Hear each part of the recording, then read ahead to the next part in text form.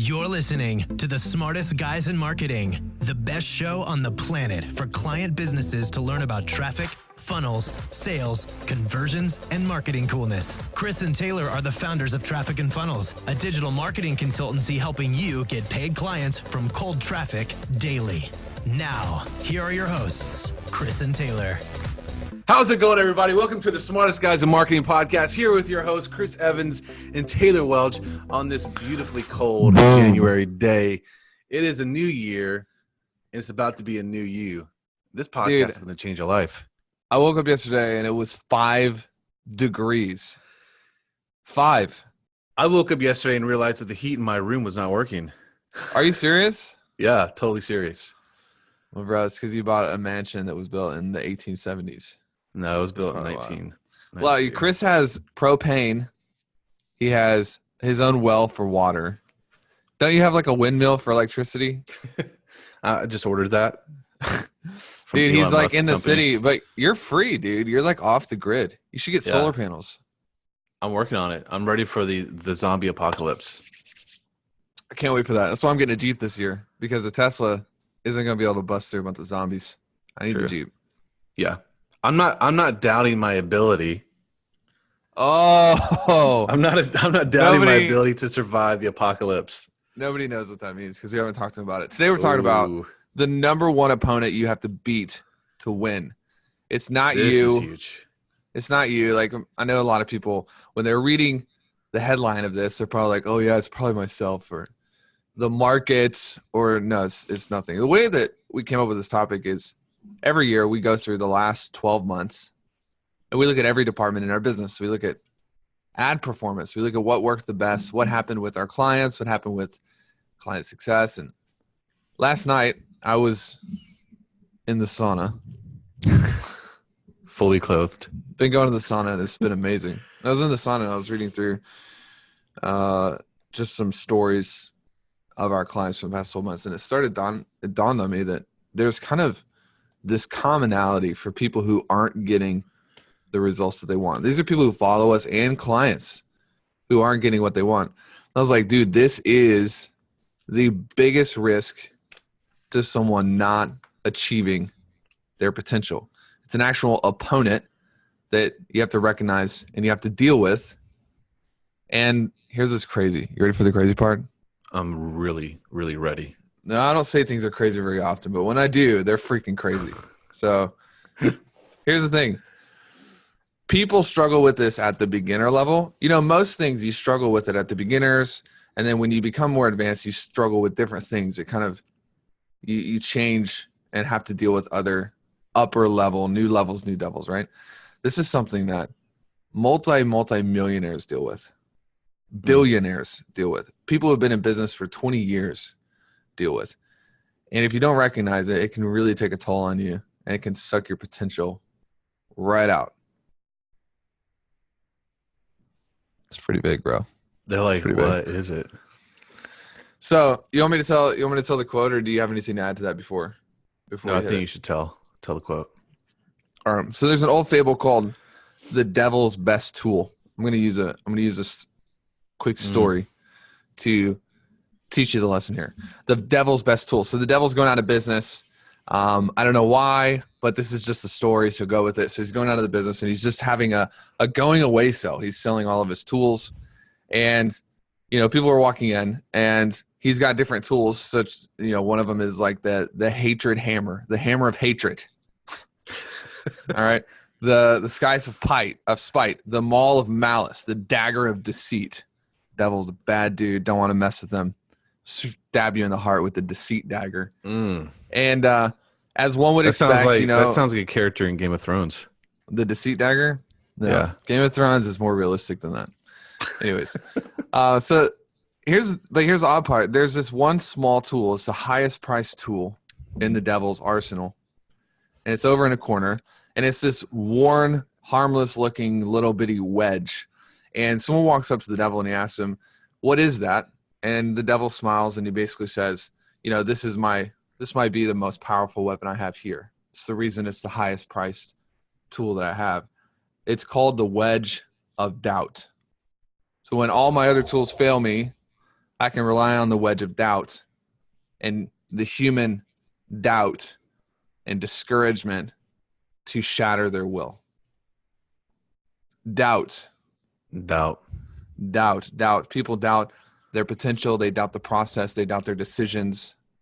And here's the thing. We have extraordinarily talented people who come in. They get all rah-rah and hoorah. They hear Chris's speeches and they're like, I can do this.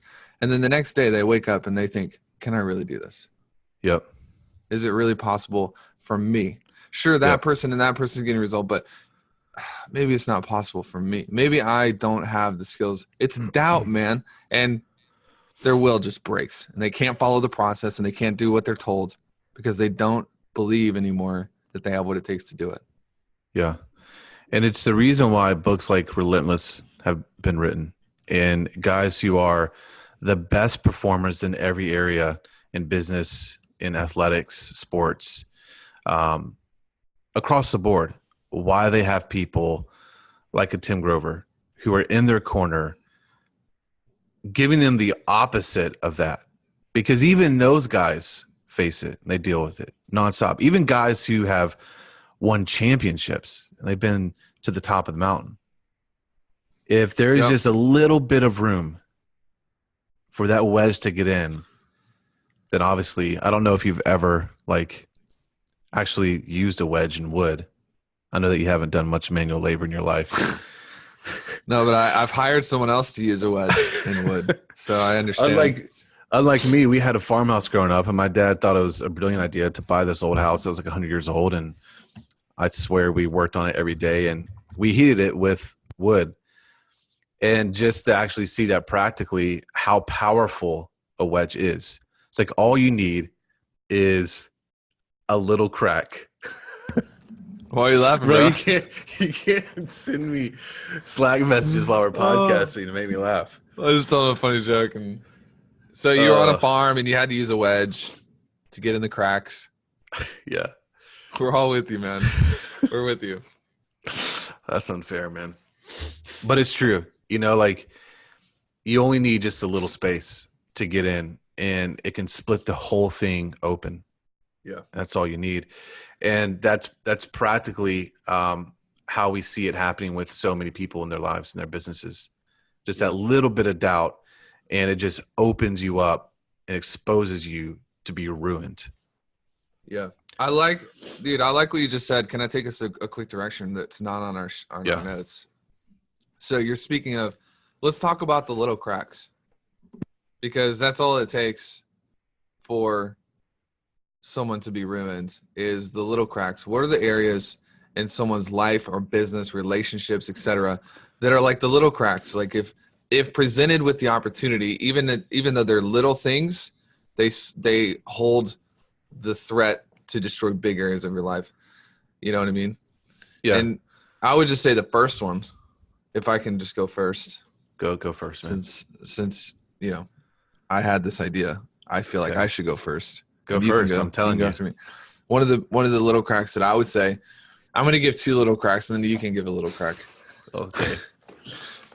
One is like morning formula, morning routines. It's a little crack, man. I think I'm more prone. I don't know about you, but I'm more prone to imposter syndrome and doubt and just worry and fear when I don't do my routines in the morning.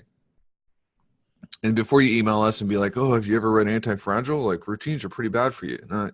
There's so much science on both sides. But the reality is that every time KD walks up to the free throw line, he's got a routine before he shoots. LeBron's got a warm-up routine. And not just sports, but you go through business tycoons. These guys have routines and processes, and the same thing that they do to kind of keep the doubt at bay. They have this engineered persona that they can live their life with. I think another little crack is the company that you keep. Mm-hmm. And talk about how, we just came through the holidays, and that's all I'm going to say. But, the people that you spend time around has a tremendous effect on the outcome of your days and your productivity and your belief in yourself. You know what I mean? Yeah. Yeah, absolutely. It's amazing how if you don't do those things, how little things can affect you. And I was just reading this post in one of our groups, and the person was talking about she just got her first spam comment. Someone got on the phone with her and she said, "Okay, we're not ready for the you're not ready to be a client, whatever." And so this person started posting on social and stuff that this girl is a scam. And it's affecting her so much that she's starting to post about it in our groups. Like, it's occupying her space. And if you're not doing the things like you're talking about, like your morning formula, and you're not running into the problem and dealing with it, it can massively affect you the negative way. And I think that's one thing that people don't do is they don't run into the problem. They don't get familiar with the issues that cause doubt and being okay with it. Yep. And that's a practical thing I think that we're starting to get really good at, is being just comfortable with dealing with those problems and those issues, to where it's just so familiar that we're used to it. It's like an associate, right? Yep. 100%. So, biggest opponent you got to beat is your own doubt.